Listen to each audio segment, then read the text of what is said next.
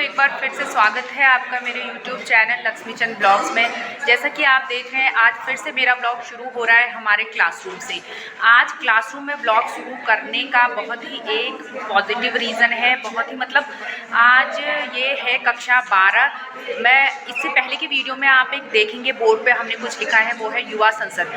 जैसे कि demo classes होती हैं वैसे ही हमारे बच्चे जो कि सर ने बहुत ही मेहनत से इनकी तैयारी करा रखी है, राजनीतिक विज्ञान के सर हैं हमारे श्री जगन्नाथ जी, तो उन्होंने एक डेमो संसद का एक डेमो तैयार किया है। कैसे मतलब इससे ज़्यादा अच्छा तरीका क्या हो सकता है बच्चों को समझाने का कि संसद की कार्रवाई किस प्रकार से होती है, कैसे वहाँ प्रश्नोत्तरी की जाती है, कैसे पक्ष और विपक्ष वाले अपनी बात रखते हैं। तो जो साइंस के विषय होते हैं उसमें प्रैक्टिकल क्यों रखा जाता है, ताकि बच्चे को जो भी कंसेप्ट दिया जाए वो अच्छी तरीके से समझे।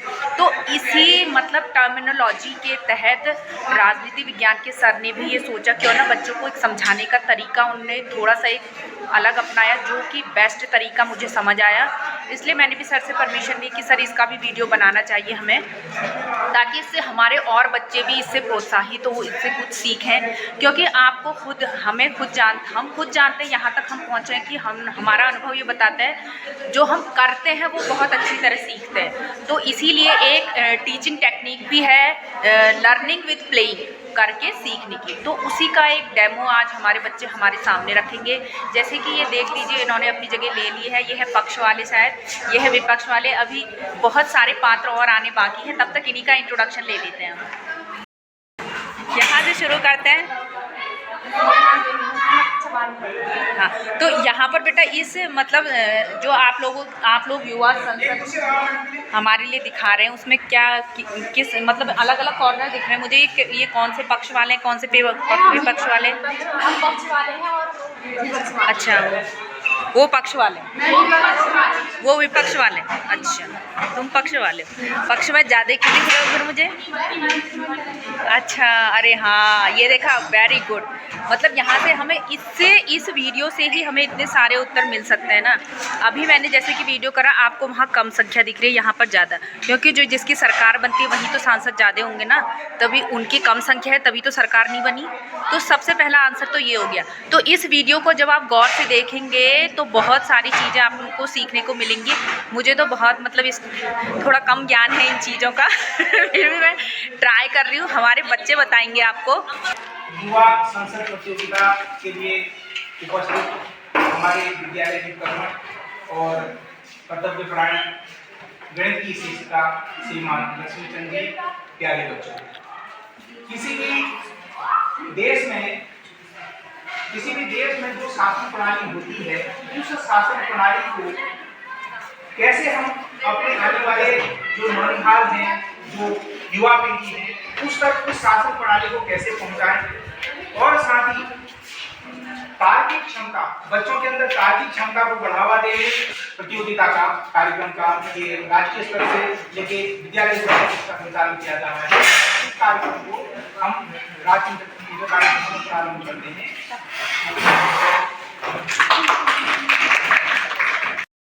सभासदों, माननीय अध्यक्ष जी पधार रहे हैं।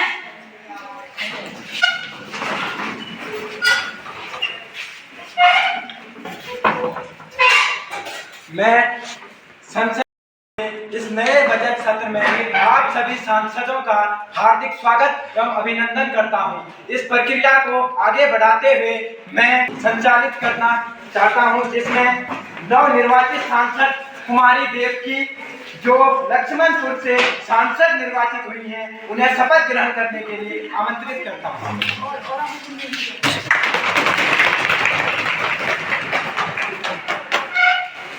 माननीय अध्यक्ष महोदय कुमारी देवी को लोकसभा के सांसद सत्यनिष्ठा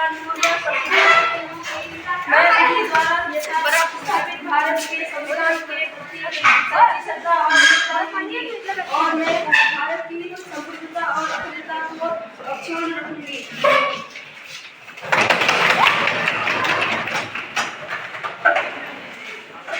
सांसद की प्रक्रिया को आगे बढ़ाते हुए मैं शोक प्रस्ताव जारी करना चाहता हूं। हमारे पूर्व सांसद राम सिंह जी, जिनका आकस्मिक निधन हो गया है, उन्होंने आजादी के आंदोलन में बहुत प्रतिवाद किया था और वे एक सामाजिक कार्यकर्ता थे, जिनके लिए मैं सांसद की तरफ से उनको श्रद्धांजलि देते हुए 2 मिनट का मौन धारण करूंगा।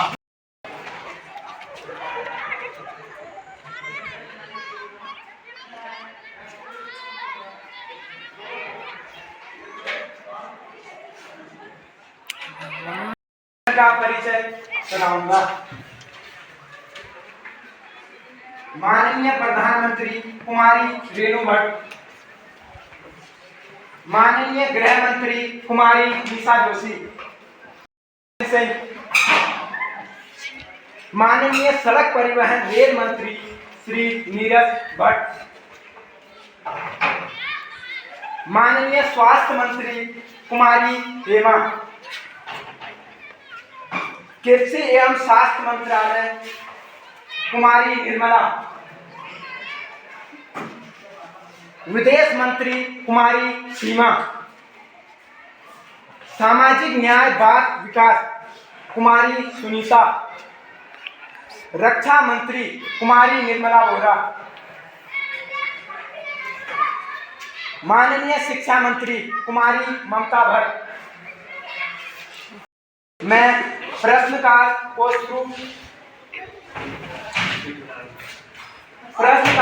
प्रारंभ करता हूं। प्रश्न नंबर 1, कुमारी ज्योति। माननीय अध्यक्ष महोदय, मैं आपके माध्यम से रक्षा मंत्री से एक प्रश्न पूछना चाहती हूँ। सेना में जो अग्निवीर योजना के संचालन से युवाओं के मन में काफी जोश है, क्योंकि यह योजना 4 वर्ष के लिए है। इसके बाद युवाओं का भविष्य क्या होगा, साथ ही विपरीत प्रभाव पड़ रहा है। धन्यवाद। माननीय अध्यक्ष महोदय, जो अग्निवीर की इस योजना से हमारा देश ताकतवर और शक्तिशाली बनेगा। अग्निवीर के मरणोपरांत उसे करोड़ों की राशि दी जाती है। इस योजना के तहत भारत के युवाओं को प्रोत्साहन मिलेगा। मैं इस युवाओं को अन्य जगहों तक प्रोत्साहन करना चाहती हूँ। क्वेश्चन नंबर 2, कुमारी प्रियंका भट्ट। माननीय अध्यक्ष महोदय, मैं माननीय शिक्षा मंत्री जी से एक सवाल पूछना चाहती हूँ कि पेपर लीक का मुद्दा हर वर्ष गंभीर समस्या बनती ही जा रही है, जो कि शिक्षा प्रणाली पर एक प्रश्न चिन्ह लगता है। जो बेरोजगार नौकरी के लिए तैयारी कर रहे हैं, उनका मनोबल टूटता ही जा रहा है। सरकार इस मुद्दे या कदम उठा रही है और वह युवाओं का विश्वास किस प्रकार जीत सकती है। धन्यवाद।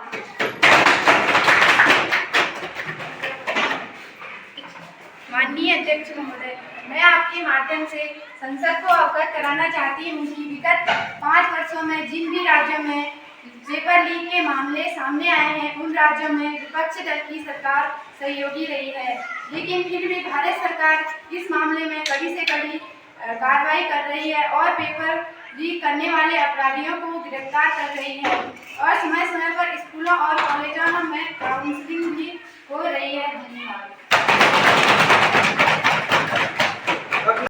अनीता। मैं महिला मंत्री से प्रश्न पूछना चाहती हूँ। महिलाओं पर इतना अत्याचार क्यों किया जा रहा है? हाल में ही कोलकाता पे एक अत्याचार हुआ है और महिलाओं को रोजगार दिया जाए। महिलाएं बेरोजगार रह रही हैं, जिससे कि वो अपना घर का परिवार चला सके।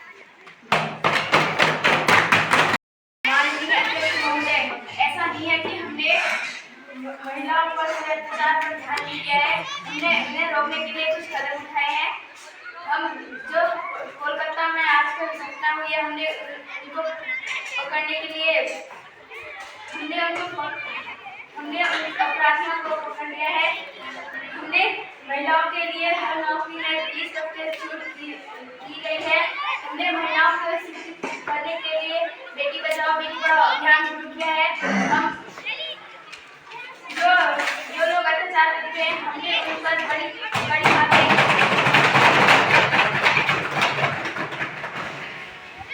अगला प्रश्न कुमारी सपना जोशी।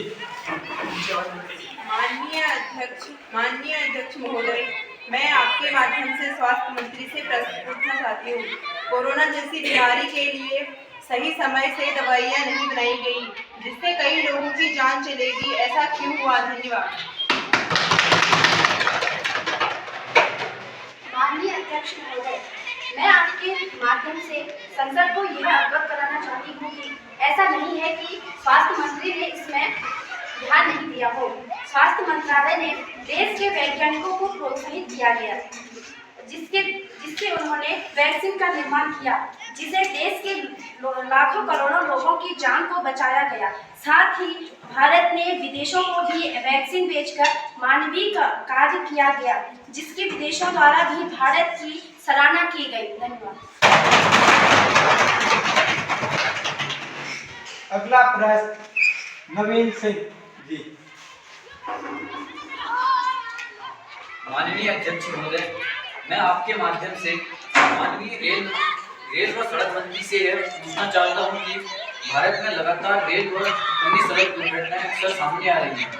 इनको रोकने के लिए भारत सरकार क्या उपाय कर रही है? और इसमें देखा जा रहा है कि बस, ट्रेन और परिवहन के अन्य साधनों में युवाओं के लिए सुविधाएं उपलब्ध नहीं हैं। मैं रेल सड़क मंत्री से यह जानना चाहता हूं कि इस मुद्दे पर क्या कदम उठाए गए हैं। माननीय अध्यक्ष महोदय, मैं आपके माध्यम से संसद को अवगत कराना चाहता हूं कि भारत में रेलों का विकास किया जा रहा है। रेलों को बढ़ावा देने के लिए वंदे एक्सप्रेस अभियान चल रहा है और भारत में जापान की मदद से 88,000 बजट पर बुलेट ट्रेन चलाई जा रही है और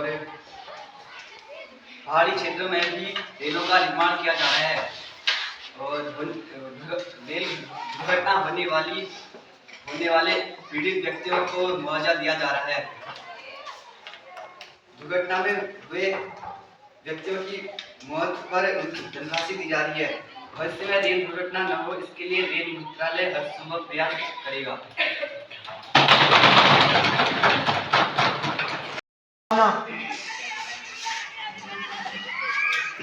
माननीय अध्यक्ष महोदय, मैं कृषि मंत्री से एक क्वेश्चन पूछना चाहती हूँ।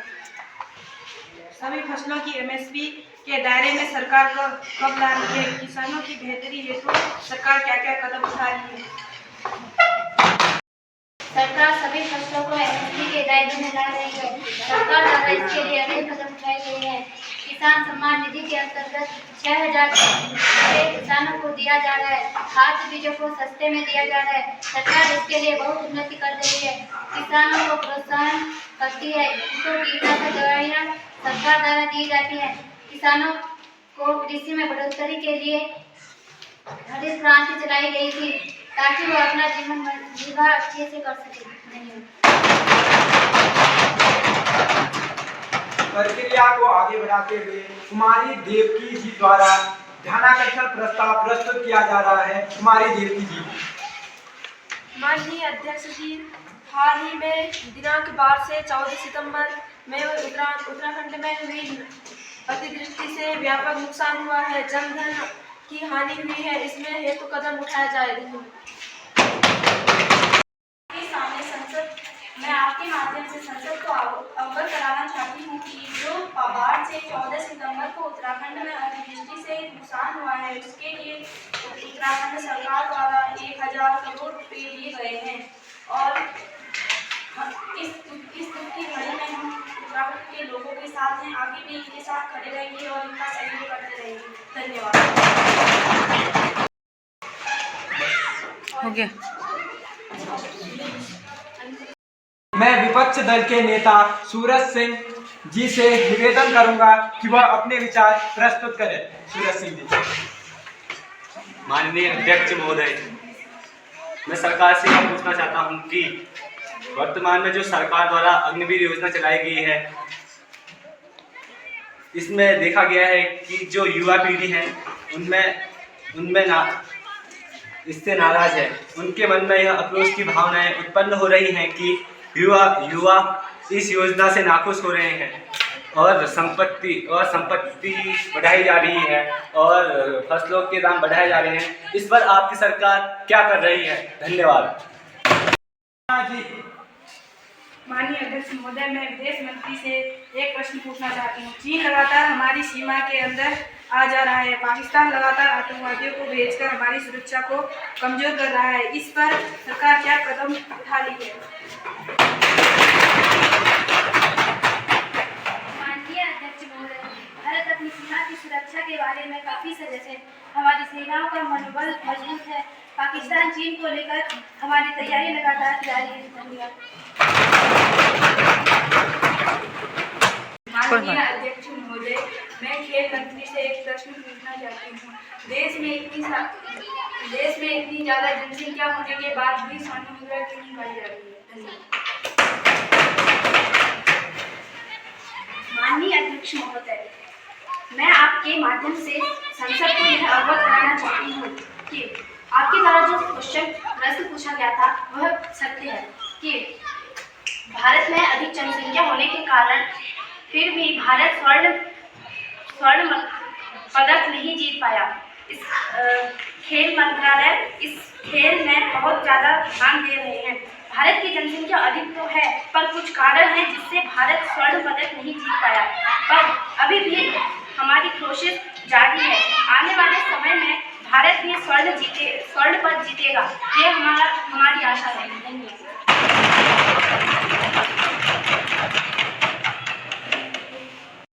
से एक प्रश्न पूछना चाहती हूँ। आपकी सरकार के होते हुए मणिपुर में इतना दंगा फसाद हो गया, आपकी सरकार क्या कर रही है? मैं जरूर से पूछना चाहती हूँ।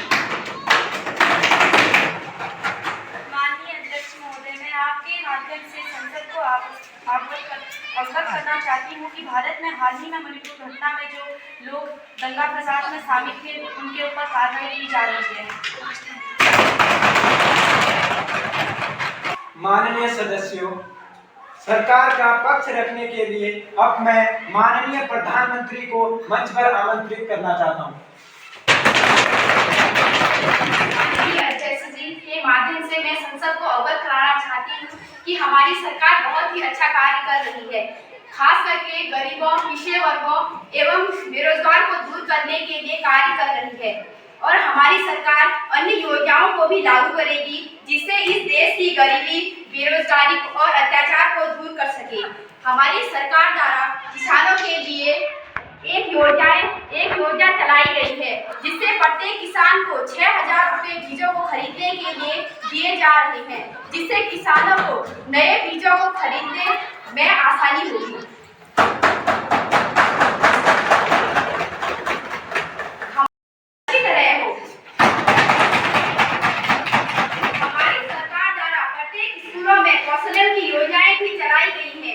प्रत्येक बच्चे का कौशल उभर कर आए, जिससे हमारी सरकार द्वारा गरीबों के लिए 5 लाख रुपए का इलाज मुफ्त किया गया है। हमारी सरकार ने और भी योजनाएं लागू की है जिससे इस देश का विकास हो सके। मैं आपसे वादा करती हूँ कि हमारी सरकार ऐसे ही काम, हमारी देश की अर्थव्यवस्था बहुत ही अच्छी होगी और हमारे देश से गरीबी, अत्याचारी, बेरोजगारी दूर हो जाएगी।